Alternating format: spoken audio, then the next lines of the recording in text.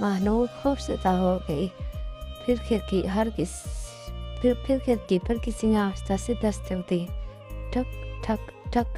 महानूर के जिस्म में सनसनी दौड़ गई। इसने हिम्मत करके पर्दा हटाया और अगले ही दम इसके मुंह से चीखने लगी, क्योंकि खिड़की के बाहर एक नकाबपोश शख्स खड़ा था और इसके हाथ में चमकता हुआ खंजर था। नकाबपोश का हमला के बाहर खड़े नकाबपोश शख्स के हाथ में मौजूद खंजर बिजली की चमक के साथ खौफनाक अंदाज में चमका।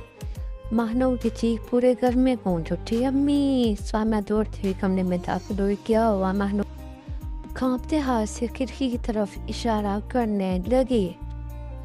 वो वहाँ, मगर जब दोनों ने बाहर देखा तो वहाँ कोई नहीं था। सिर्फ बारिश बरस रही थी और हवा दरख्तों को हिला रही थी। साइमा ने फौरन खिड़की बंद कर दी